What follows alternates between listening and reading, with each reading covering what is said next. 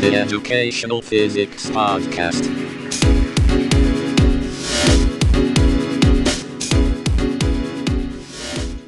Hello, my name is João Figueiredo and this is the Educational Physics Podcast, episode number 2. In today's podcast, I talk to Rob Hirons.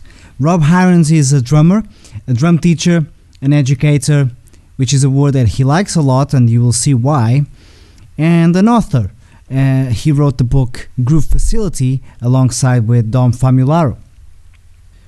In this podcast, we talked about his book, we talked about his relationship with Dom Famularo and how they met. We talked about online education, which, as you will see, it will be a recurring theme in these podcasts because this is a subject that concerns me a lot. And we talked about words. For instance, I asked Rob for a quote to live by, and I had to share my own because he couldn't remember it. Which is okay. The show must go on. With no further ado, here's Rob Hirons.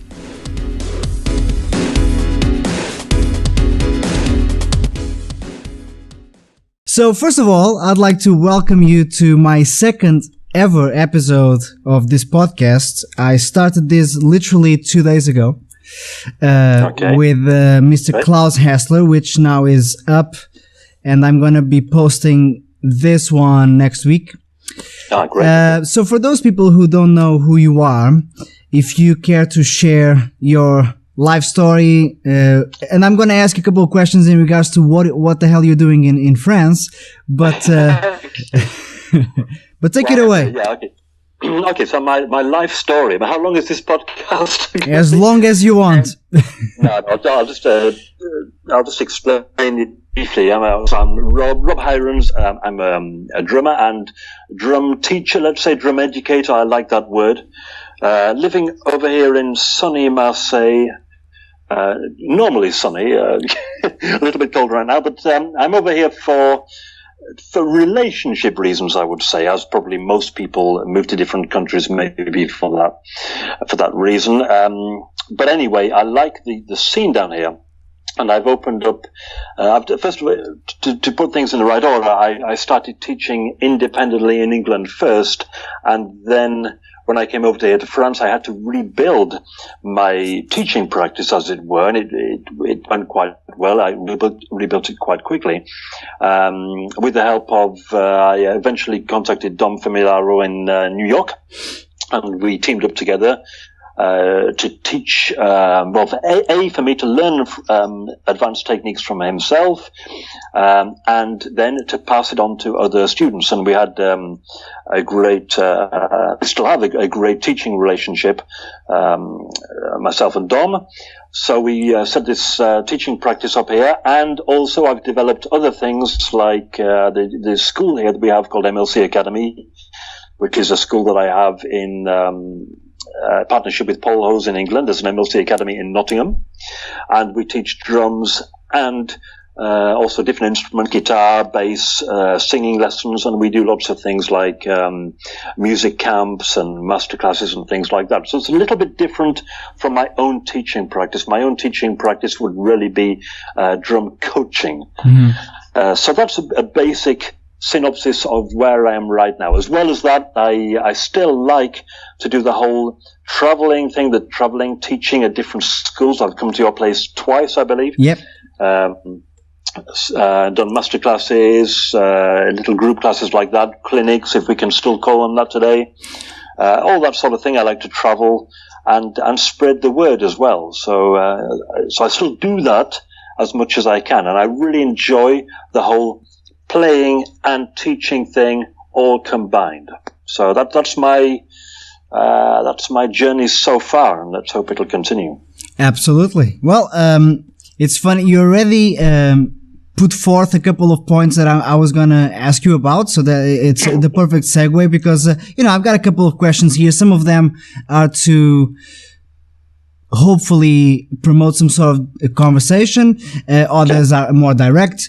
One of them that I do have here is Dom Famularo, and I was going to ask you how that relationship came about, and you kind of addressed that already, but I wanted to know basically how you guys met, what your thoughts on Dom. And there's a reason for why I'm asking this, by the way, so I can set up the question and perhaps get more juice out of it. It's because I'm asking every single one of my guests about their mentors. Because I believe that that's something that we are missing these days, and the new generation of drummers kind of dismiss the importance of a mentor. And that's very interesting, yeah. Yeah, and I want to promote that idea once again, because I have my mentors, and funny enough, the person who I consider to be my biggest mentor also has Dom Famularo as a close friend, who is Klaus Hessler. Mm-hmm. And again, I would like to share these stories, so the new generation, my students, your students, everyone else's students, the ones who are not students because they believe that they don't need to be, start to see the importance of having someone who can help you sometimes just change your whole perception of what learning is, how to learn, how to put a better, light on your own work. That's something for me that was very important, because I realized, okay, there's a certain way that works, and there's a reason for why it works when it comes to teaching, for example, which is, as you know, one of my main concerns. And how did your relationship with Dom begin? Well, it's a great question, and there's also great and strange and amusing but very informative answer to it, and it's quite simple. I'll just tell you the basic story. Mm-hmm. But there's a message in there, even though it's a kind of stupid, funny story in a sense. Very simply, I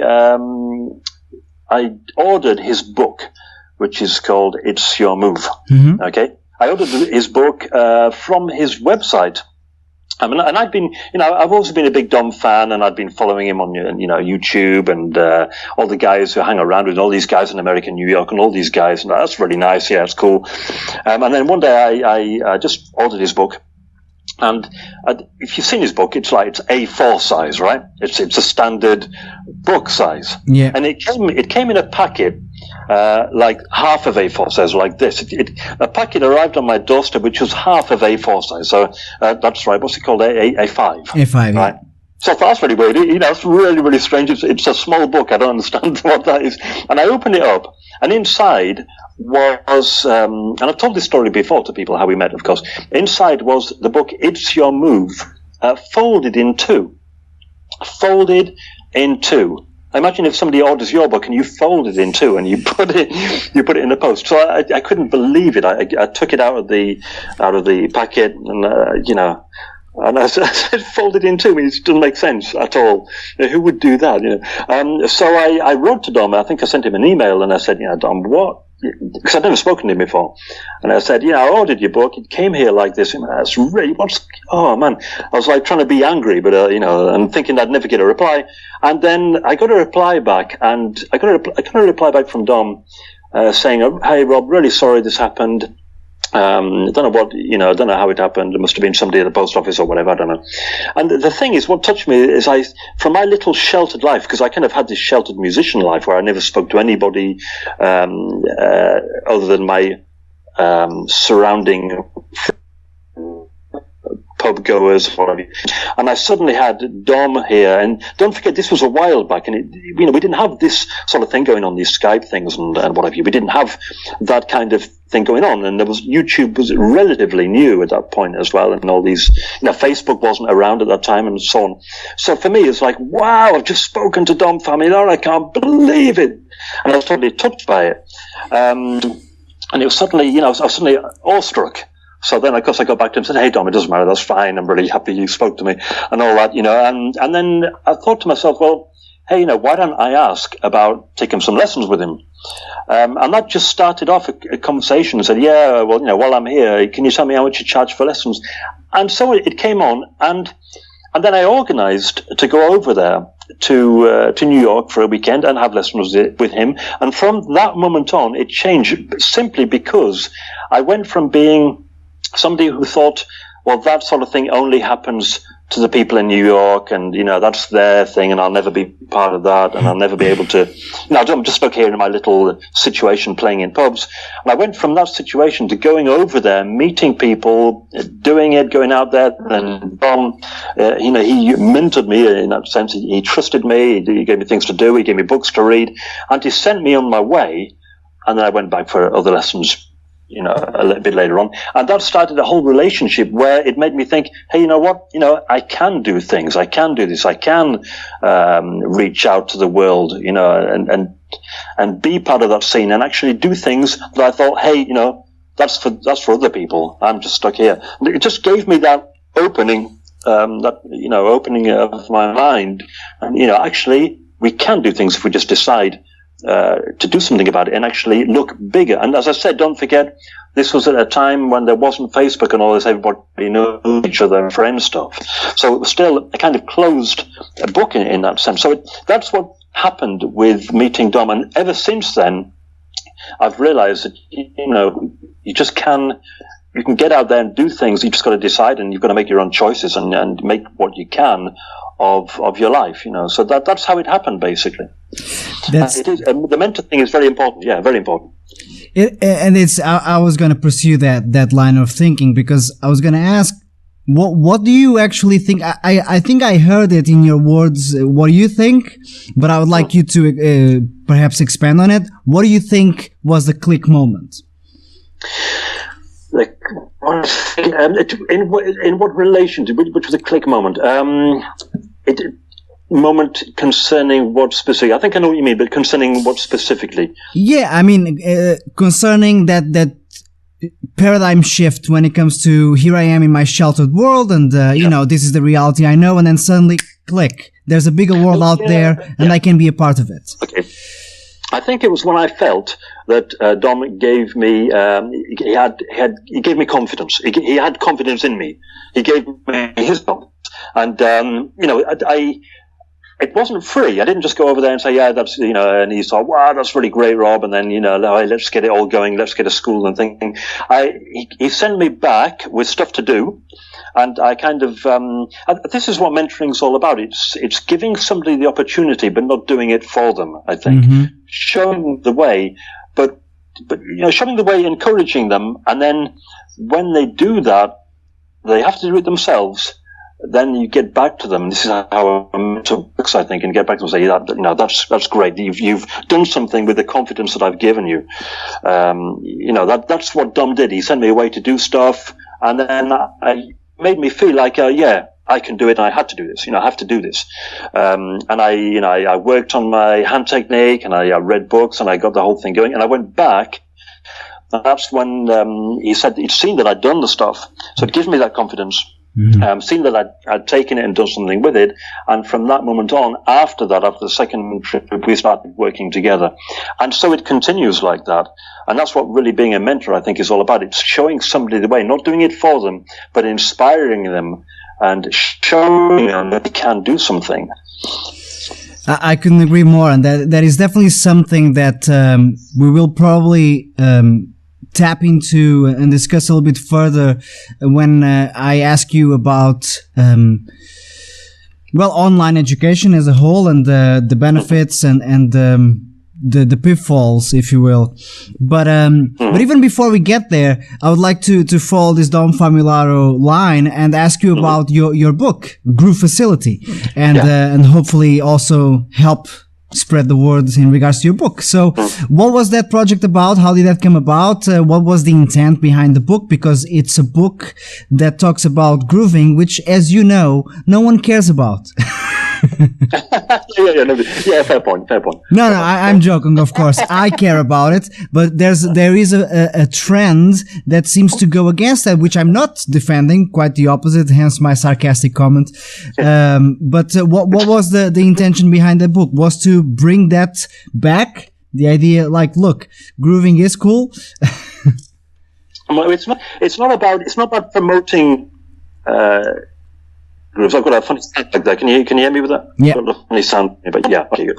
It's not about promoting a groove or bringing grooves back or promoting the idea of a groove. What it is about, well, first of all, I'll tell you how it came about. Yeah. Dom's It's Your Move has many chapters in it. It's a fascinating book, and it's a book that requires a lot of maturity to go through it, because there's some very simple exercises in there that are, well, they appear simple, but they can actually underline weak points in your playing that you maybe didn't know you have. But anyway, the different chapters in the book, Dom kind of like assigned or asked some of his students, students or, business partners, I don't know how we could say that, students, but people he worked with, let's say, like myself, different parts of the book to elaborate on. And one of those chapters in the book is called GRU Facility. There's another one that Massimo Russo did, was about times, odd feelings. There's quite a few different ones in there. But the one I chose was GRU Facility, and it basically is about how to get a groove sound good by using motions. That's what a lot of people neglect, is the actual physical motions that you need, because the subtitle of the book is From Motion to Groove. So getting a groove to sound good by using the right motions. And these are motions like the Moeller stroke, the free stroke, upstrokes, downstrokes. I mean, Klaus Hesser is a master of this stuff. Yeah. I mean, he really, really knows it deeply. There's so much of it in his book, and his two books that I'm talking about, which is Open-Handed Playing. There's so much Moeller in there, and he really does know. I think he's like the top of his league for knowing stuff about applying Moeller. And these are the things we have to learn so that the grooves come out sounding good, because a lot of drummers want to play these grooves with ghost notes and all sorts of intricate movements, and they fight with themselves because they don't know what particular motions to use. And that's what it's about, and that's what fascinated me. Applying this modern motion management, which is what I call it, motion management system, which uses and free stroke movements to the drum set. We've all done it on a pad. Okay, we've all sat there and practiced Moeller on a pad, free strokes, a rebound stroke, whatever you want to call it. We've all done it on a pad, but there's not a book that I knew of, and I still don't know of, that addresses it on the drum set and makes the grooves sound really, really good, along the lines of, I say Klaus Hessler, anybody who plays with ghost notes and forward movement in their playing. Yeah. So that's where it came from. No, it is very interesting that the book comes as an extension of Dom's book, which makes total sense. Totally. Yeah, totally. The message is important. As a drum teacher myself, that is what we fight against, right? Like that level of discipline, the wax on, wax off stuff that most people want to skip. And I understand why. What I remind my students of is you should never want, I don't even tell them you shouldn't do it. You shouldn't want to skip the steps that the masters had to go through. And I tell them this, and they look at me a little bit like, I guess you're right, but then they'll go home and don't do it anyway. Which is our I guess our curse as teachers, is to motivate the students to learn and to teach themselves, which is hopefully one of my, I guess, motivations, is to one day become unnecessary when it comes to each one of my students. I just want them to graduate as quickly as possible and move on. And the spaces in between the notes is what they can't see, because they're not visible and audible, which is even more important. They only think about the note. It's very binary for them. Totally. Well, drumming is, it all happens in the air. It's all about, the sound comes out of the drum when at the final moment of impact. But the playing is all done above the drum, and it's all in the movements. That's the difference. It's all in the air. You know what I mean? Yes. The result comes out at the bottom, and of course, as you're saying, the space in between notes is what makes it work or not. Sounds very simple. A lot of things when we explain to students this, I say so many things to students, and they sound so simple, but it's so necessary to say it. Yeah. And that's one of the things. Space in between the notes. It sounds so stupid, but it's the nature of the world we live in. The space in between notes is what makes music or not. Well, simple as that. I will try my very best to not go, to not zoom out. I have that tendency to apply everything to everything. In my mind, that's just the way I'm wired. It's very easy for me to scale up and see the same concepts being applied to everything. But I'm just going to say this. I believe that the space between events is what defines your next move, period. Yes. It's do you want to rush? Do you want to drag? Do you want to measure your decisions accurately and precisely? It's the space between events, and that applies to music or anything else. Business decisions doesn't really matter, right? If you start rushing, if you don't set up the movement correctly, you might fall flat on your face, and that's just, it is what it is. It's a law of life, I would say. But bringing it back to drumming, I mean, it applies to rhythm as well, as you obviously know.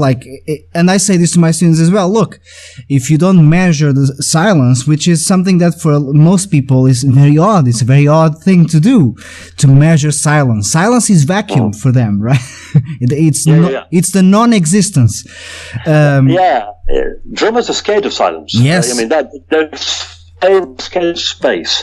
We get the classic thing. I mean, I've a very, very classic thing that I've heard so many times is like a 12-bar blues. You know, at the end, sometimes you get a turn where there's a stop there on the 11th bar for a little, for a bit of singing at the end of the 12th bar. And there's supposed to be 1 bar long, but we don't like that space. Why? Because we're used to filling up space. We're used to filling up space with quarter notes, eighth notes, 16th notes. We're all happy in that area, particularly things like 16th notes and so on. When it comes down to whole notes and half notes, we're scared of them. We don't like to leave that space because our medium is rhythm, so we need to be always doing it. And when we're asked to stop for a bar or for even one beat, for my students, if they do an exercise, just stopping for 1 beat on the 4 and coming back down, bang on the 1. I wouldn't say they're scared because that's a bit detrimental, but they're nervous about it. That's what happens. They can become nervous, and we all like to close up the space. Yes, and I understand why. I sure can remember not being able to count a bar of not playing. Because one thing that I realized over the years, as I analyzed myself as a student to then help my students better, was that for me, I was counting what I was playing instead of playing what I was counting. So when I wasn't playing, I didn't know what to count. Okay. Right, and I was just like, what am I following now? And of course,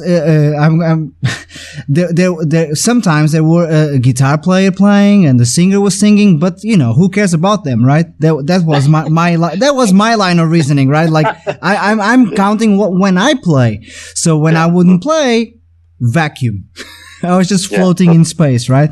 But no, man, that's definitely the right message to spread, is that there is a level of discipline behind the results that we can't just decide to skip. And unfortunately, and that leads me to my next question, because this is where I perhaps have the most issues about, is is online education. And I'm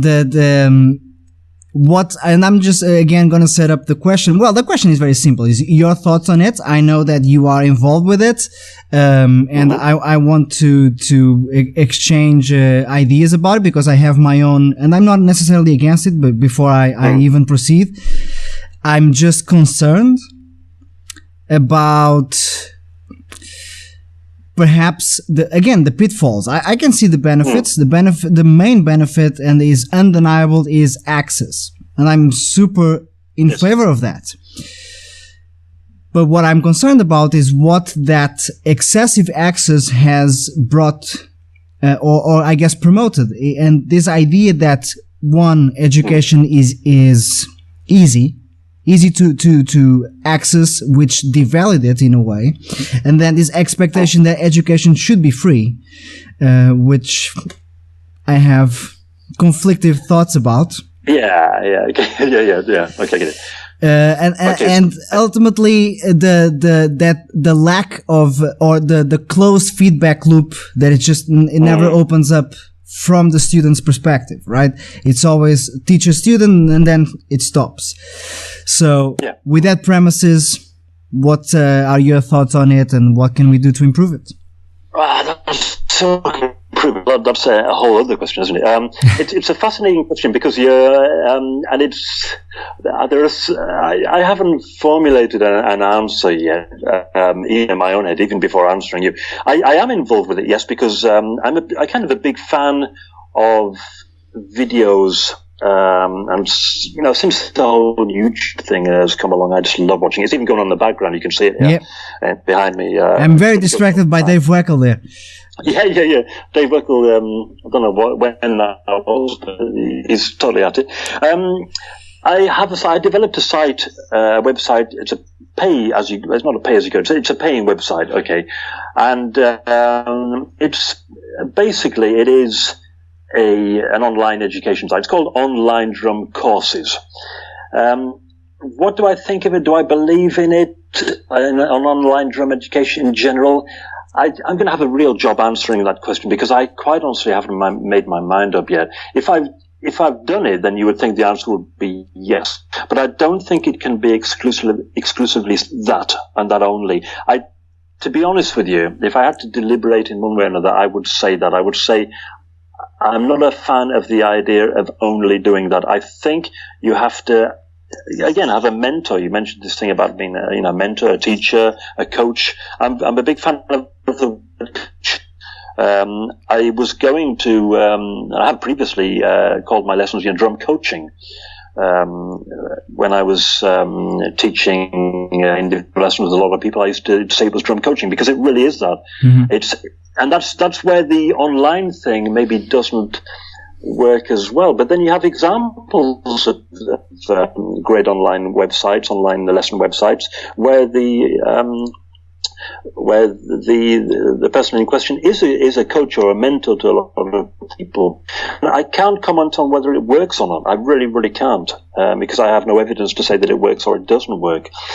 I do it on my own website because I love doing videos and I like the idea, but I do believe strongly in the one-to-one teacher coach mentor situation. I do believe in it, but I'd like to get out to a lot more people, and that's basically what my online site is for. I don't pretend that my online website, my online courses can do the job that I do when I'm here with a person. Mm-hmm. I don't do, but that's concerning what I'm doing. I don't want to say that about other websites because I just can't know. One of the things in your question was, is it a danger? I think the whole danger is from people's attitudes where they potential students where they think that they can learn like that, and even with YouTube, there's a whole load of free stuff on YouTube. But who can stop that? Where are we going with that? I mean, I have no answer, and I suspect you don't either. And I don't know if we can actually do anything about it to convince students that you really do need a mentor, and you do need a teacher to help you correct things, set you on the right way, do what Dom did for me, do what you did for your students, because the matter is out there, the material is out there on YouTube, and people will do that at home. Anyway, they'll learn by themselves, and we'd never know if it works or not because there's nobody there to tell them it's different. So, what do you think about that? What's your lines of thinking on that respect? Well, for me, it all starts from I have to always ask the question: does this work for the students, right? And what I see. Because I've been lucky that I've collected data from students who had previously, before starting taking lessons with me, spent maybe 3-4 years learning just using YouTube. Okay. It's not good. And I've been collecting samples, and I have now maybe 100 students like in the last 5 years that I met that spent, again, 2 to 5 years learning solely using YouTube. They did not reach the same level of someone else who maybe had spent the same amount of time learning from someone. Even a drum teacher was not exactly that qualified. So I'm even going to put maybe YouTube. I'm going to maybe equate a great teacher using YouTube versus an okay teacher teaching in person in a real life situation.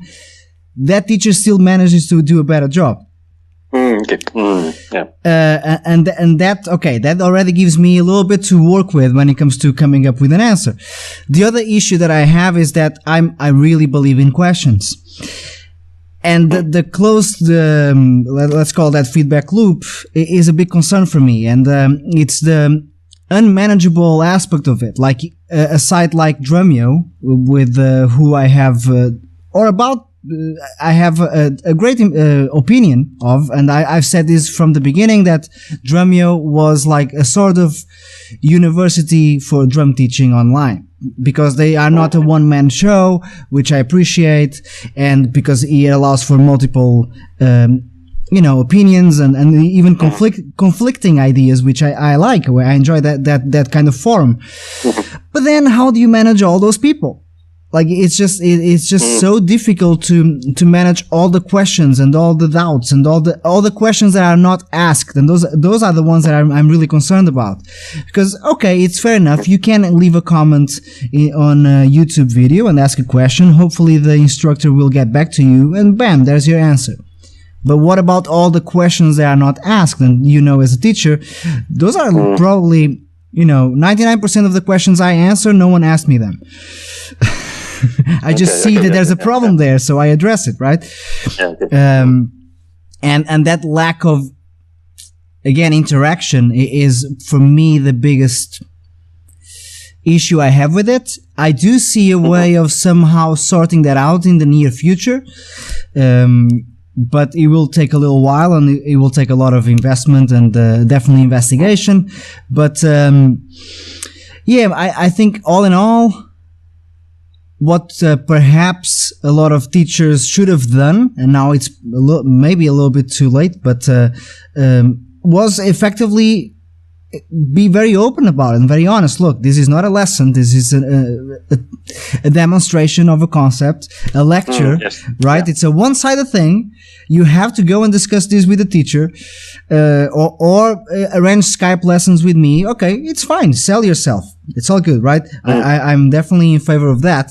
But really make it clear. And unfortunately, 10 years ago when this whole thing started, teachers didn't do that. They basically sold that as a one-stop kind of website. Like, you just come here and that's it. This is your education. You don't need to go anywhere else. I'm going to teach you from jazz to fusion to rock drumming and then fills and sight reading and everything and all.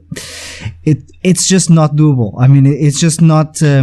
It's not honest. Right? It's not realistic. It's trying to, it's like that guy, which I find ironic, is that usually these characters appear in very small towns, which is the one guy who teaches all the instruments. Okay, yeah. It's an issue. This is not going to be high quality education. I mean, it's just not possible. You can't, unless you're dealing with some sort of polymath, but otherwise, I just don't buy into it.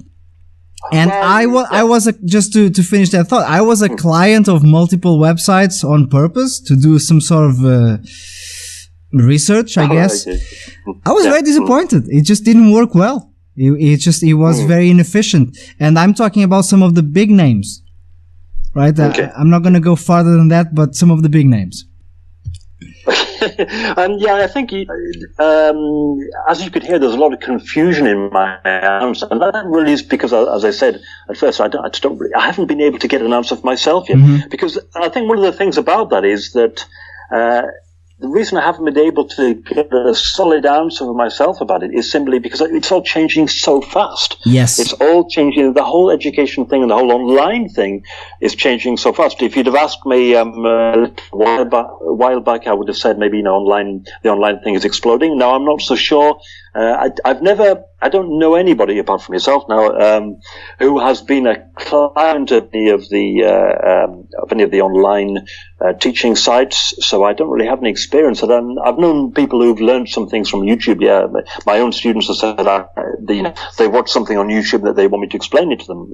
Sure enough, but I haven't had any students who have been previous clients of the some of the name. Yeah. Online sites, but I think it's just changing so fast, and I just can't see where it's going, whether it's good or bad or whatever. But I think the thing that I'm doing with my site, and as I said to you, the reason I like to do my site is because I love doing videos and I like to spread the word. But if you've ever seen any of the videos that I do, I try and explain, this. Try this, guys.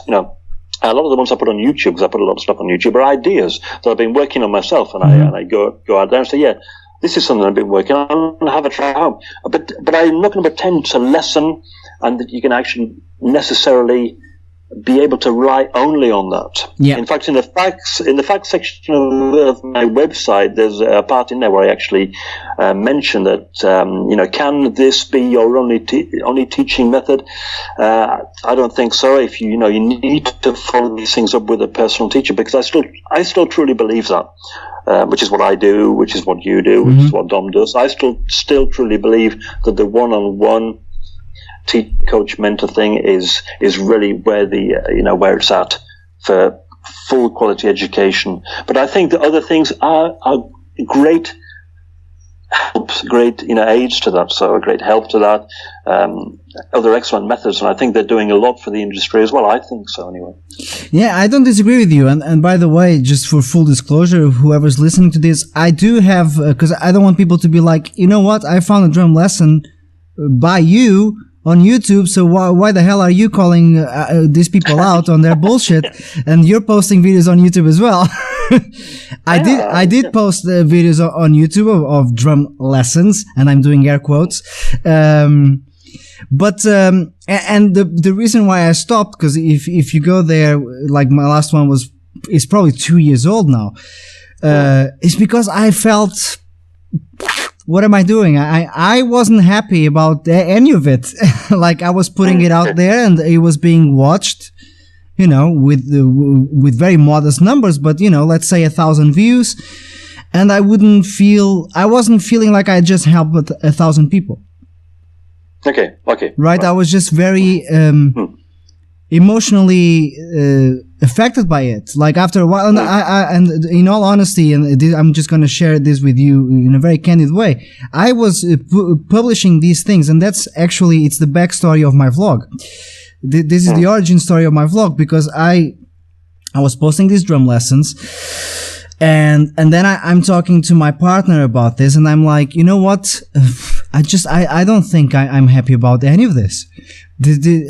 I think I'm riding a wave that is not mine to ride, and this is just something that is kind of bothering me now, because I feel like I'm somehow, and I was suffering from the eternal artistic syndrome of feeling a fraud, and I was like, this is not real. This is just, it's not what I do. Like, when I do my very best, as you said, it's when I'm with someone and I can read the signs, I can read the body language, I can see the confusion happening, and I can sort it out before it grows.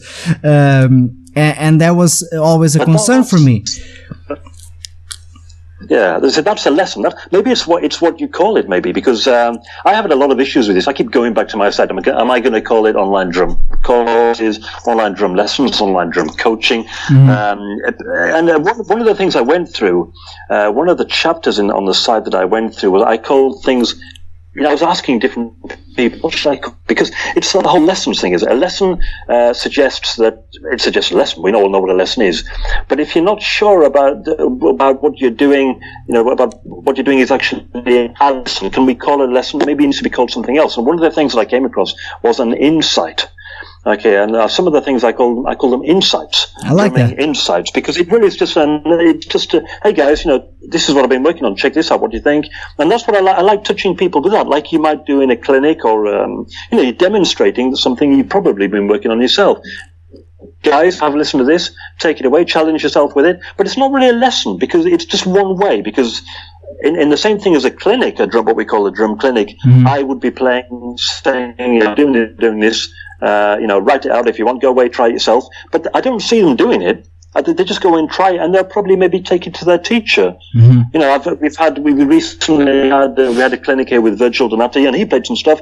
And then the guys came back to me and said, "Hey, we can look at what he was doing." I had Paul Hose over here, and he did some great stuff, and we went through it with some students, but I was there to help them go through it. But when we do a clinic, and it's the same with online things, we give them the information, but we don't see what they're doing with it. We need them to see with their teacher, maybe. Yeah. So it's in that sense, that's the thing where it's difficult to call it a lesson. So I called it an insight, but I've gone back to calling it purely and simply because, unfortunately, as is the way with many things, we have to use the words that are, that people will understand. I understand that. Using these words where people won't understand. So what the hell's a drum insight? A drum lesson. Okay. You know what I mean? That's why we tend to go back to the typical, online drum lessons, online drum courses. But that's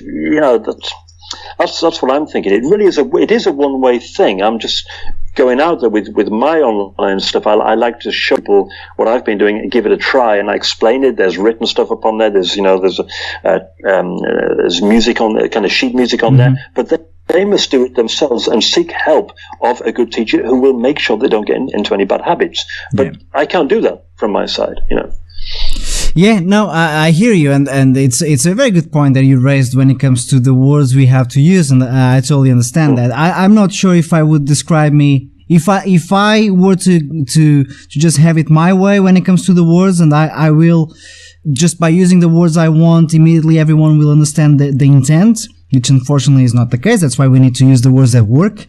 I'm not sure if I would call myself a drum teacher, period. But, fair point. Yeah. Right, and that's something that I struggle with as well from a conceptual standpoint. Like, am I a drum teacher? I often find, and this is just maybe an anecdotal side note, but I find myself in my head during a drum lesson. It's a one-on-one drum lesson, right? And I find myself going inside my head thinking, I think this student is fed up of hearing me talk about life. Because they have this expectation associated with the term drum teacher. Yeah. And if you were to perhaps present yourself, right, in a more honest but less understandable way, which is the conflict there, that idea, like, why are you talking? Why aren't you just playing solos for the whole lesson? Right? Yeah. And that's the issue with words. But no, I appreciate your thoughts, and it definitely gave me some stuff to think about, if I'm honest, because of the whole drum insights. I really like that your thinking behind it. It's really very, very interesting, because that's something that I never really thought about. Yeah. I mean, I was just sorry. It's an insight. Yeah, that's what it is. It's an insight. I'm showing what I think of this. It's my way of looking at it. Yeah, which is basically, like I was saying earlier, the origin story of my vlog, in a nutshell. Right? Those were my insights on. I addressed all sorts of stuff, as you know. Like I made it as actually, I was very conscious and purposeful about not being a drum-related vlog. Because I was really trying to separate, like, the human from the label, and that's something that perhaps if we were to do that more, like it doesn't have to be a vlog, of course, but it can be in the form of an Instagram stories or whatever people use, right? I just appreciate the art form as well of video editing and whatnot. Like yourself, you said you love to make videos, and so do I. I just felt like I think it's more valuable for me to just say whatever the hell I want than to do something that is just acceptable. There's always that thing. It's a whole commercial thing, isn't it? What do I do to get to get people to understand something? I look at it. I mean, like if I went back to my site, if I called it, hi, robhironsdrums.com, online drumming insights. So I get it. I'd like to call it that. I'm not going to call it that because nobody's going to get it, unfortunately. Yeah, and then you could argue the point, well, maybe I should be the instigator of changing that, but that's a whole other story. No, I hear you. Words are really important. Words are what? Sorry. So words are very important, and you know Yes. what? I just to explain that, I have the same problem here in France because the words that we use. Sometimes you get English words that you use over here in France, but they're used for the wrong context. Mm-hmm. Yes, I understand that. Like clinics and masterclasses will always be confused. But the question is, do I need to be the person who changes that, or do I just need to put the word on that they use, even though I know it's the wrong word for the event? And so it's difficult, Yeah, that's very interesting because obviously, as you know, I am not. My mother tongue is not English, so I've encountered those issues, but backwards, right? So in other words, when I go back to my country, Portugal, I see the terms that I know because I am hopefully fluent enough in English to know the difference between the correct word to be used and the word that is being used in a kind of a sometimes too broad of a way, sometimes just a straight up wrong way because of associations or literal translations and stuff that gets lost. And I'm like, yeah, you shouldn't say that. And I do have a little bit of that tendency, like, you can't say that. You can't. Like I am very stubborn, very, very stubborn. But it's stubborn and trying to educate people. Versus trying to gain the understanding of people by using words they already know. That's the whole point. It's a game of balance, I guess. Yeah, I'm still learning. Yeah, we're all learning. That's what it's all about. Yeah, definitely. And actually, as just to put a bow on this chapter here, that is the whole point of this podcast is to get these conversations going. So not only we educators hear each other out and kind of make some sense, because I already have some stuff to think about out of this conversation. As I still have things to process that Klaus Hessler told me 2 days ago, and if you know Klaus. He can go deep, He makes you think, and again, for those people listening to this, to help them see that it's not just gospel chops and double pedal and stick tricks. That there's a mindset behind what's being done. That if they can emulate the mindset, then it's much easier for them to take on their own path. Instead of trying, like I said at the beginning, to skip the steps that the masters had to do, which was to develop the mental game, as you mentioned already a couple of times. Hopefully we will succeed. This is another thing, coming back to the words, the educator thing. I told you at the beginning, I really, when I introduced myself, I'm a drum teacher, coach, educator. That's the same. I had the same problem in France. Educator, for example. I think drum educator is. It really is the right word. Fortunately, that word doesn't work in France because an educator in France is something very, very different. And I had a lot of trouble with that. And then you have to go back to, I'm a drum teacher. And because people understand that, I'm talking about the translation. Yeah. So it comes in all forms, the problem of words, but it really is. Words just the ways we communicate to describe something. And what's really important is the thing. How we describe it can change our perception of it. The words we use can change your perception. That's how we communicate. But the really important thing is the actual object, the thing that we're doing.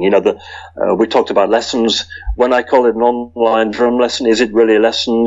What is a lesson? I mean, we can go deep into this. What defines a lesson? It can go really, really deep. Mm-hmm.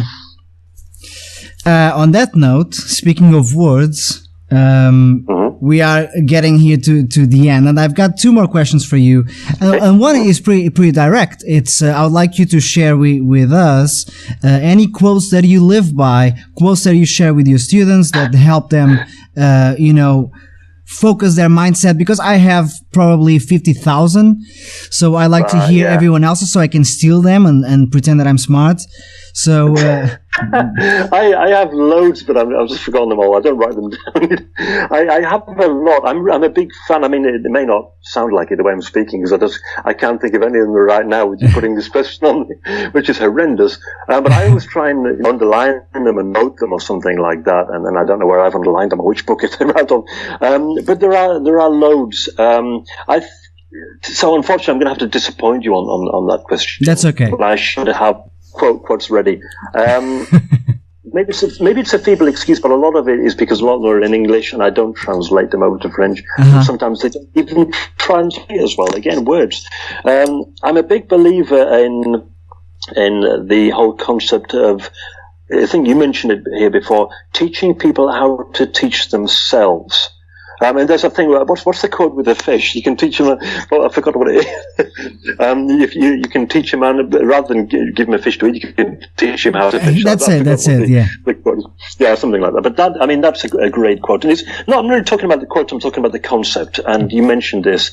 The best job that we can do as an educator is to teach people how to teach themselves. Now, I say that's not a quote, but it's a concept. But there are quotes behind it, and there are many. As I say, I'm so disappointed because I could, if you gave me an hour, I could go and find them and come back with them, but I don't have that. So no, it's okay. Don't worry about it. I'll share one of my favorite then, just to fill in the blank. Okay. One of my favorite quotes that I don't know where it came from. This is not something that I'm pretty sure. I mean, as it goes with most of my quotes, I don't really. So here's how it works for me. I have a process when it comes to memorizing my quotes. Is that I write them down. Usually they come to me in the middle of a lesson and I'm talking and you enter that state of flow and things start to happen. And I'm fortunately, and I've said this a couple of times before, like in vlogs and stuff like that, I meditate a lot. So it's fairly easy for me to enter a state of just almost like one line of thinking and doesn't get interrupted for like half an hour. Yeah. And from that stem, a lot of ideas and chunks, or, let's call them sound bites, stem out of, right? One of them that happened perhaps last year, came out of a lesson that was not going so well, right? And my student was very demotivated. He was very upset. He was feeling very frustrated about his own progress. And he was basically just giving up in front of me, right? And as I'm looking at him, and I personally, and I have no issues in admitting this, I have a hard time dealing with stuff like that. Because it touches a nerve that it's just that there's a lot that plays into it, but it touches a nerve that I feel frustrated perhaps for them, but also because of them. So I have to recenter myself fairly quickly because it's easy for me to respond negatively to that kind of attitude. So I'm looking at the student and I'm annoyed and concerned at the same time because I don't believe in giving up. So when I see people doing that, I'm like, you're so close, right? Like that's exactly why you want to give up, because you're so close. But how do you prove that to them? They feel that themselves so far away, right? So I'm totally with you on that. Yeah. Right. And then, as I'm talking to him, and it seems to be working. He's becoming more alert and kind of stepping outside of his head again. I say this: look, the difficult becomes impossible only the moment you stop trying. Because that's something that That's something that I say that I hear a lot. Oh, this is impossible. Right? It's impossible. I'll never be able to play and count at the same time. Never. I usually get that the student's just done it and then he says it's impossible. That happens a lot when the guy actually does it and says I just can't do it and he's done it. Yes, it's the most. It's funny at times, but it can be also annoying. Like, how do you lack this much self-awareness that you can see yourself doing it? Exactly, totally. Yeah. That's really, really important. And again, that's in the mentoring thing and the coaching thing. That's all part of it. Yeah. No, and that's one of the quotes. So, I'll share one of mine. The difficult becomes impossible the moment you stop trying.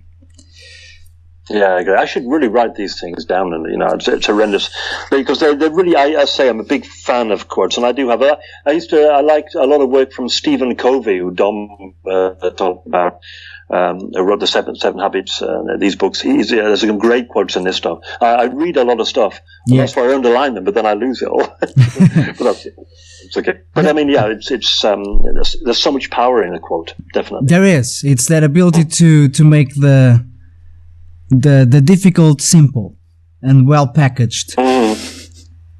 But it is hard to actually insert a quote in a lesson. And it's hard to. That's a very defined skill to use a quote in a lesson. And to have not just to use it, but to actually have the guy hear it. When I say hear it, I mean just hear it. I mean really hear it. Understand and work on it. That's definitely a skill to be worked on. Yeah. One thing that I've and I'm going to share this one as hopefully helpful advice for other fellow teachers who are now starting, which is something that I also work on a lot.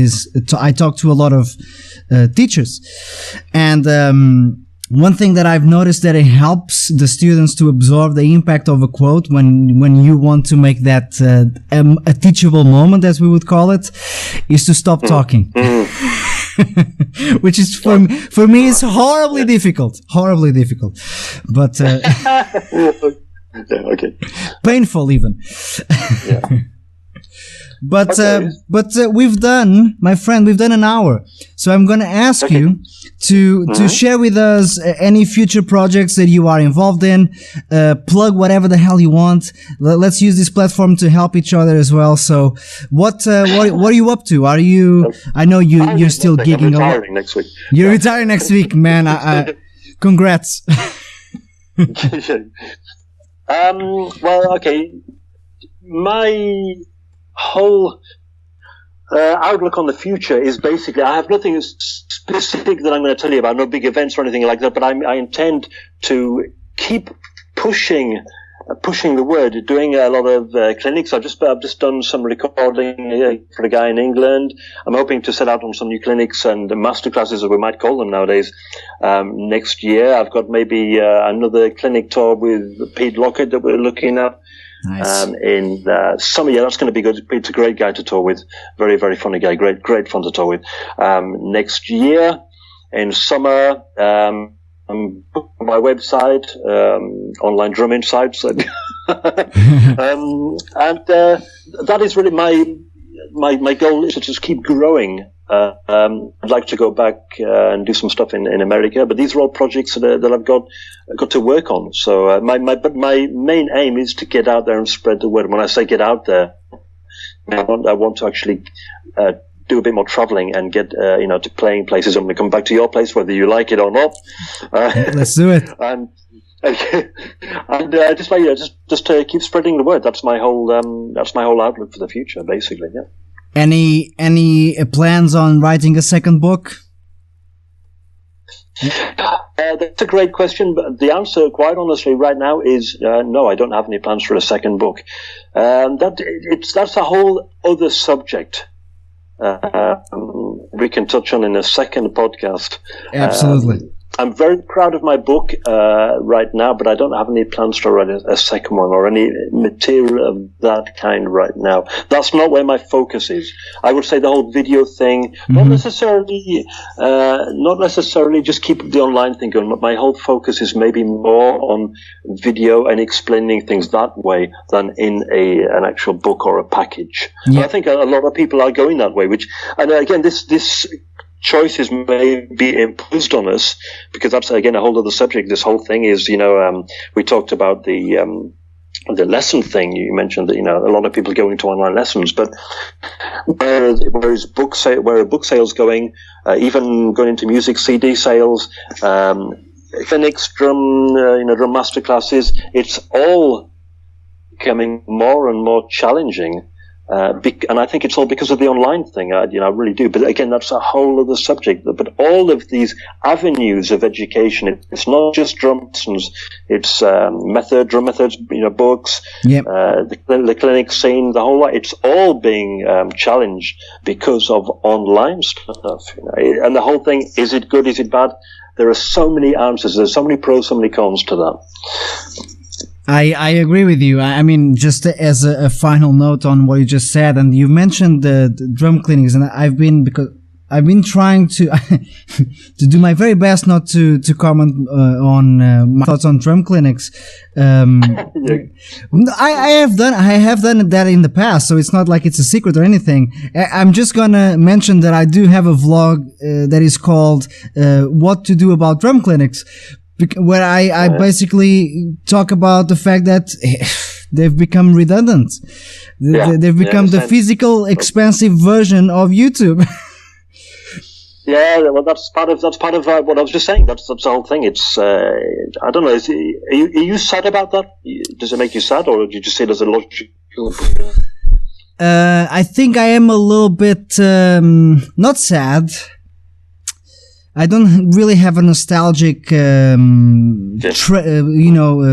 of being in general, but I think that I don't just blame the online world, I blame also what we didn't do to prepare, we as drum teachers and drum educators and drummers in general, what we didn't do to prepare ourselves to avoid this massive and rapid decline in even interest. I speak for myself as previously I have hosted countless clinics.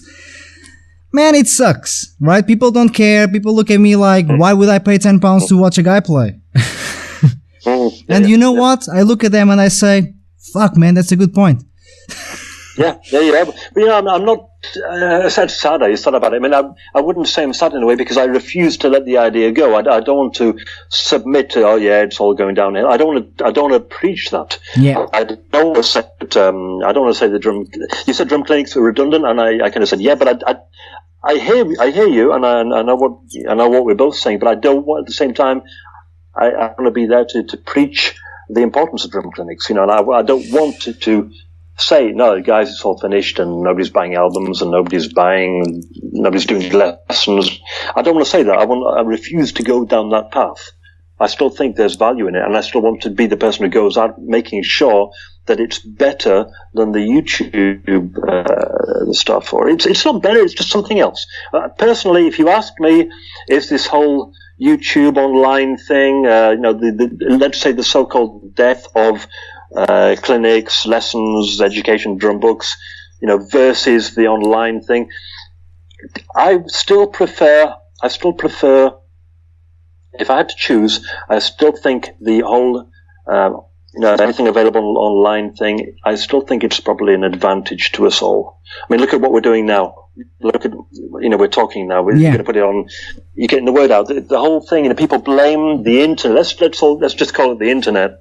People blame the internet for the decline of interest in drum lessons. For what I just said, clinics, a whole lot. And I agree with it, but it's also done a lot of good. This thing we're just doing now, it's responsible for a lot of sharing, a lot of opening of ideas, and a lot of good things. We just need to manage it correctly, that's all. That's the difficult part. That's it. I think, the internet is just an amazing thing. There is no two ways about that. Yeah.